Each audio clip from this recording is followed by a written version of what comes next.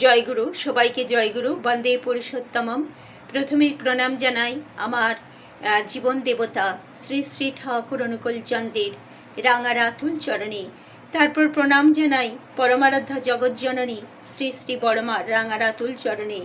শ্রী শ্রী বরদাস শ্রীচরণে আমার প্রণাম, বর্তমান সংঘাচার্যের চরণে আমার প্রণাম। এবং এই মুহূর্তে যারা আমার এই ভিডিও দেখছেন সবাইকে জানাই এরা আনন্দিত জয়গুরু। আজকে আমি আলোচনা করব, যেহেতু খুব মনে পড়ল শ্রী শ্রী বরদার একটা ভিডিও করি, এই কারণেই আজকে শ্রী শ্রী বরদার তিরোধান তিথি।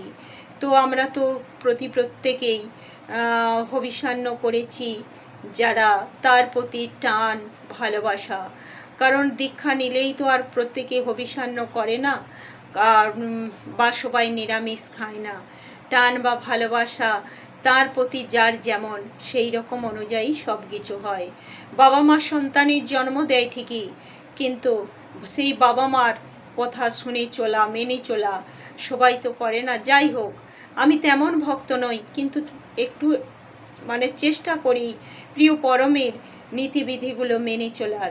যাই হোক, আমি যে কথা আজকে আলোচনা করব, যে শ্রী শ্রী ঠাকুরের জ্যেষ্ঠ সন্তান, তিনিও সেই বহু মানুষকে তিনি সেই মরণাপন্ন অবস্থা থেকে সেই বাঁচিয়ে তুলেছেন। এটা কি করে সম্ভব? সবাই বলবে অলৌকিক। অলৌকিক নয়, হয়তো কিছু। শ্রী শ্রী ঠাকুরও অলৌকিক কথাটা পছন্দ করতেন না।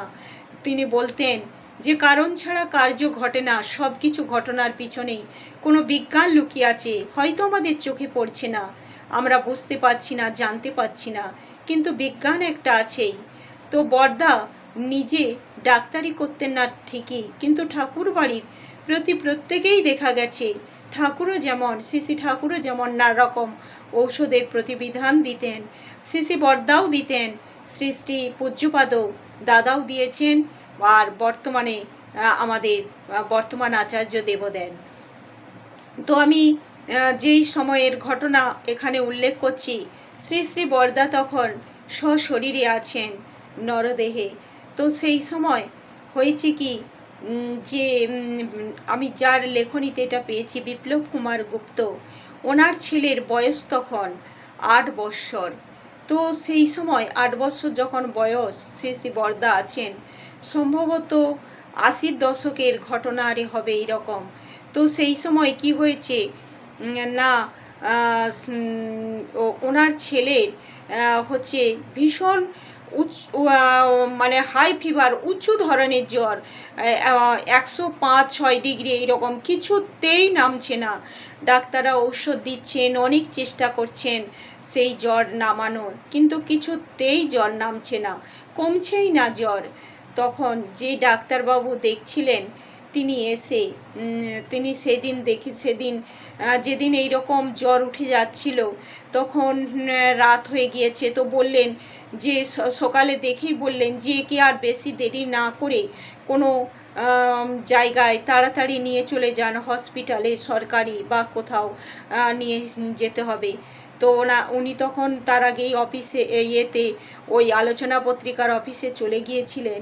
তো ওনাকে ওনার বাবা ফোন করে ওই বিপ্লব দাকে ডেকে নিয়ে এলেন, যে এক্ষুনি চলে আয়, আর তোর ছেলেকে এক্ষুনি হসপিটালে নিয়ে যেতে হবে, অবস্থা ভালো ঠেকছে না ডাক্তারবাবু। তো সকালে বললেন এইরকম, তুও তো শুনে গেছিস, আমরা আর দেরি করতে চাই না। তো সেই কথা মতো উনি অফিস থেকে চলে এসে ছেলে এবং ওনার ওনার মা, স্ত্রী এবং বাবা, এবং সঙ্গে যেই ডাক্তারবাবু স্থানীয় দেখছিলেন ওনাকেও সঙ্গে করে নিয়ে তারপর করলেন কি, হাসপাতালে, সরকারি হসপিটাল, প্রথমে পিজি হসপিটালে নিয়ে গেলেন। তো ওখানকার ডাক্তারবাবু দেখে বললেন যে একটা এক্স-রে করো, আর হচ্ছে করো, ওই তোমরা তাড়াতাড়ি দেরি করো না, মনে হচ্ছে যে অপারেশন করতে হবে, কারণ শুধু হাই ফিভার ছিল না, ওনার ছেলের পেট ক্রমশ ফুলে যাচ্ছিল। তো সেই জন্যে আর কীরকম বেহুশ অবস্থা ছিল। তো সে ডাক্তারবাবু কাছে যখন আবার নিয়ে আসা হলো, এক্স রে রিপোর্ট নানারকম করে যে পরীক্ষাগুলো করতে দিয়েছিলেন, রক্তের পরীক্ষা হেন তেন যেসব করতে দেন ডাক্তারবাবুরা, তো করে দেখার পর তিনি বললেন যে অপারেশন এক্ষুনি করতে হবে, দেরি করা চলবে না। কিন্তু এখানে অপারেশন হওয়ার অবস্থা নেই, কারণ সেভাবে বেড ফাঁকা নেই একটাও। তো বলাতে ওনারা ওখান থেকে ওনার ছেলেকে নিয়ে, ওই বিপ্লবদা ওনার ছেলেকে নিয়ে চলে এলেন। তারপর সেই নীলরতন হসপিটাল, আবার সেখান থেকে নানারকম সেই চিত্তরঞ্জন, তারপর শম্ভুনাথ পণ্ডিত হসপিটাল, সব একটার পর একটা ঘুরে যাচ্ছেন। চিত্তরঞ্জন, ওখান থেকে শম্ভুনাথ, তারপর চিত্তরঞ্জন, তারপর সেখান থেকে আবার নীলরতন, আরজি কর, কিন্তু কোনোটাতেও ছেলেকে ভর্তি করতে পারলেন না, কারণ কোথাও বেড ফাঁকা নেই। তো সেই সময় ওনার বাবা বলছেন, চল আমরা আমাদের নাতিকে হচ্ছে যা অবস্থা, একে কোনো নার্সিংহোমে নিয়ে যাই, ভর্তি করি। তখন উনি বলছেন যে না বাবা, আমি ভর্তি করাবো না, আমি আমার ছেলেকে বাড়িতে নিয়ে চলে যাব। বলছি এই অবস্থায় বাড়ি নিয়ে যাবি? বলছে হ্যাঁ, যেটা বলতে ভুলে গিয়েছি। তো যখন হচ্ছে গিয়ে ওই অবস্থা, ডাক্তার ওরকম বলছেন যে খুবই খারাপ কন্ডিশান, এক্ষুনি অপারেশন করতে হবে, পেট ফুলে যাচ্ছে, আর মলদ্বারের কাছে নাড়ি সমস্ত জড়িয়ে গেছে একসাথে, আর এটাকে ঠিক করতে হবে। তো তখন ওনারা ফোন যোগে বরদাকে, শ্রী বরদাকে দেওঘরে নিবেদন করলেন। শ্রী বরদা তখনই আশীর্বাদ করলেন, চিন্তা করিস না, তোর ছেলের কিছু হবে না, ভয় পাস না। তো তারপর উনি তখন সেটাই মনে স্মরণ করে বলছে, বাবা বলেছি তো শ্রী বরদা, কোনো ভয় নেই, তাহলে ভয় করব কেন, চলো ছেলেকে বাড়ি ফিরে নিয়ে যাই। বলে বাড়ি ফিরে নিয়ে এলেন। তারপর সেই রাত্রে যেই রুমে ওনার ছেলে আছে, সেখানে ওনার শাশুড়ি মা, স্ত্রী, মা তিনজনে মিলে ছেলের পাশে শুয়ে ছেলেকে স্পর্শ করে নাম করতে লাগলেন, আর মাথায় কপালে জলপটি দিতে লাগলেন। আর ওনারা পাশের ঘরে বাপ ছেলেতে মিলে সারাদিনের ক্লান্তির পর নাম করতে করতে ঘুমিয়ে পড়েছেন।